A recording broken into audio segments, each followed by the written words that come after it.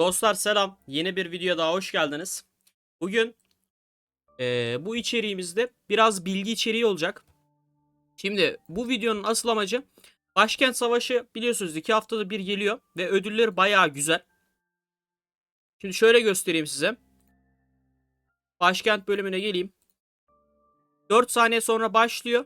Burada amacım nasıl puan çok hızlı bir şekilde toplanır onu göstermek. Şimdi başlangıçta yani puanı toplamak istiyorsanız çok fazla. İlk başta hedefiniz hani yok kule tutayım, merkez tutayım, onu yapayım, bunu yapayım değil arkadaşlar. Sadece yapmanız gereken kulelere vurmak. Fakat kulelere vurmanın ince bir ayrıntısı var. İlk önce keşif açacaksınız, tamam mı? Bunu kulelere vurmayı başlangıçta yapın. Yani açılır açılmaz. Çünkü sonrasında işe yaramaz pek fazla. Böyle başlangıç olarak uygulamaları göstereceğim şimdi size. Keşife attık görüyorsunuz. Keşifte bakıyoruz. Mesela tutan kişi bana göre zayıf, tamam mı? Bana göre zayıf olduğunu bildiğim için direkt vuruyorum.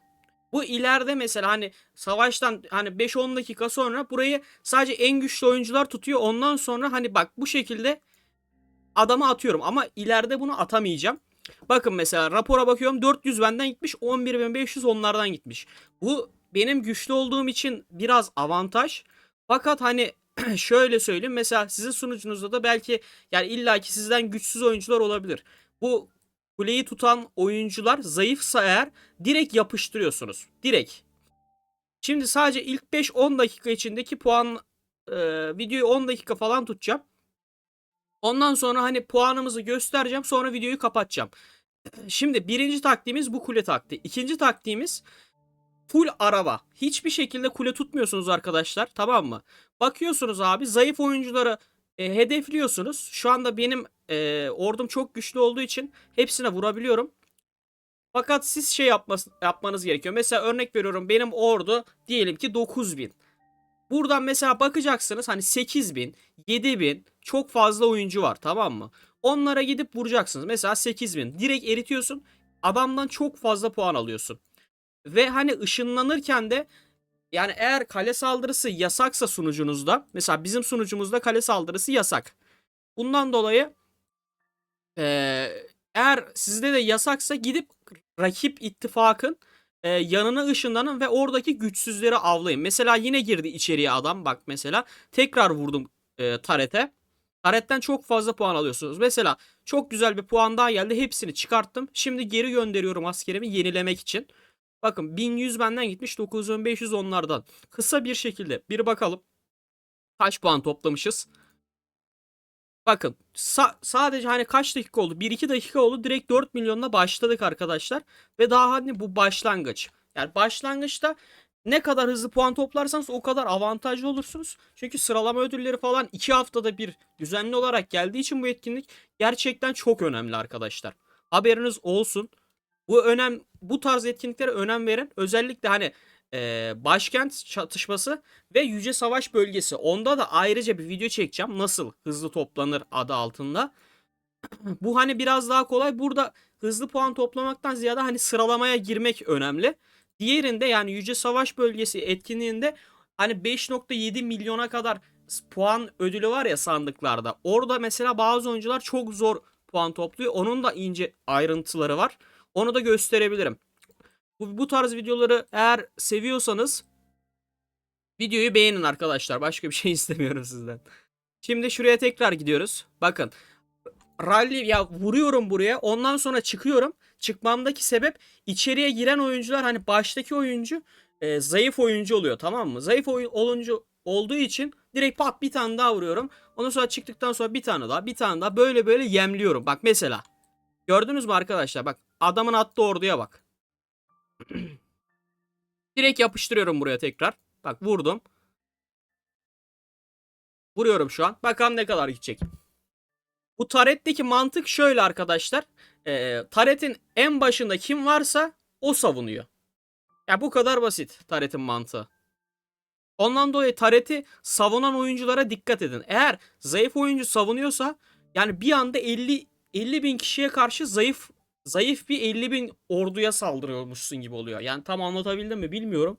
Ama mesela şöyle göstermek gerekirse mesela Athena'nın ordusu daha güçlü ama Boss Nono isimli oyuncunun ordusuyla savundular. Bundan dolayı kaybettiler. Bak burada göstereyim. Bu değil. Şurada. Mesela 110 gitti. 9000 onlardan aldım. 9000 puan. Tertemiz. Mesela tekrar girdiler arkadaşlar. Tekrar vuruyorum. Bak. Vuruyorum çıkıyorum. Vuruyorum çıkıyorum. Olay bu. Şöyle bir 5-10 dakika böyle devam edeceğim. Atemaria'ya saldıracağım bu arada. Atemaria'nın ordusu biraz güçlü. Onu başta tutmasını istemiyorum. Çünkü o tutarsa bayağı benden çok fazla asker gidiyor. Bakın tutamadan hemen gitti mesela. Şuradan şu adama vuracağım. Burayı tutmalarını bekliyorum. Tutmalarını beklerken de bakın hemen yandan mesela askerlerine saldırıyorum adamların, fark ettiyseniz. Hani hiç zaman kaybetmeyeceksiniz. Amaç o. Şu an bekliyoruz. Şu an gözüm burada yani.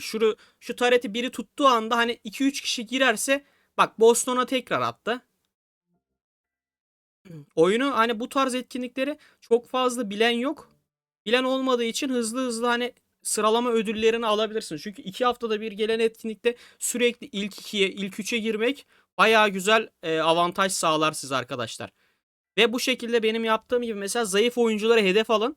Sadece zayıf oyuncuları hedef alsanız bile hani 1 saat boyunca çok rahat 30-40 milyon puan yapılıyor arkadaşlar bu etkinlikte.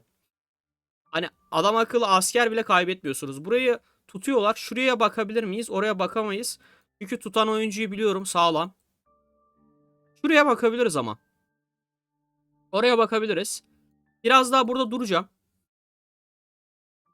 Biraz daha duracağım burada. Şu keşife atayım bir bakayım buraya. Aa, burada halo var. Bak gördünüz mü arkadaşlar? Tutan kişi bu.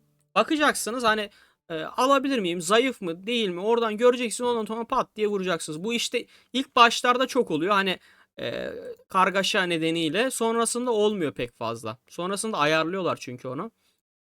Ama ayarlamadan çok sağlam puan toplanıyor.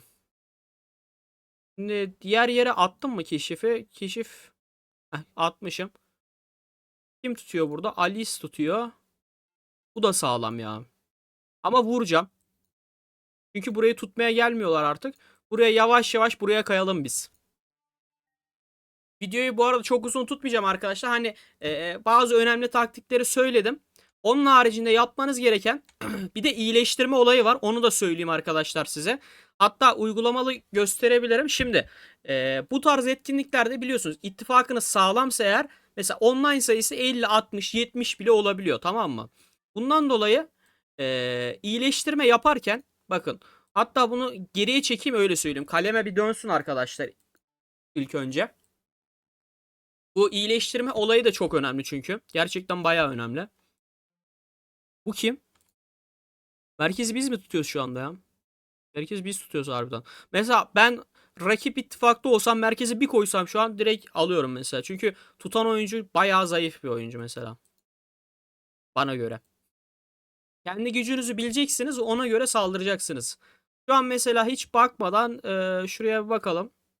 Kaç puan yapılmış? Kaç puan edilmiş? 6,7 milyon arkadaşlar. Himmel de benim taktiği yapıyor. Bizim ittifak artık öğrendi bu taktiği. Bu taktiği sizlerle de paylaşmak istedim. Bak mesela gücün pek bir anlamı yok gördüğünüz gibi. Ben çok güçlü olmama rağmen 7 milyon yaptım. Mesela arkamdan Himmel geliyor. O benden güçlü değil mesela. Ama benle aynı puanı yapmış neredeyse. Şimdi gösteriyorum arkadaşlar. Bakın burada mesela örnek veriyorum 2 saat değil de 20 saat olsun mesela. Burayı alıyorsunuz abi mesela. Şöyle 50 dakikalık seçiyorsunuz. Mesela örnek veriyorum. Yardım diyorsunuz. Bakın. Tık iyileşti. 50 dakika diyorsunuz. İttifak yardımı diyorsunuz. Tık iyileş. İyileşti mesela. Gördüğünüz gibi bu şekilde hızlı hızlı çıkartıp hani tedavi hızlandırması falan da harcamazsınız mesela arkadaşlar. Buna da dikkat edin yani. Ondan sonra başka diyebileceğim bir taktik var mı? Ona bakıyorum. Yani başka da hani bu savaş etkinliğinde başka bir taktik yok arkadaşlar. Yani yapmanız gerekenler, bir, kulelere keşif atarak güçsüz oyuncular varsa direkt yapıştırıyorsunuz. İki, arabalara vuruyorsunuz. 1 saat boyunca en az arabalara yapıştıracaksınız. Fakat arabalara vururken kendi gücünüze göre çok zayıf oyuncuları hedef alacaksınız arkadaşlar. Mümkünse o zayıf oyuncuların kalesinin yanına ışınlanan, kalelerinin yanlarının ışınlandığınız zaman çok aşırı derecede puan topluyorsunuz.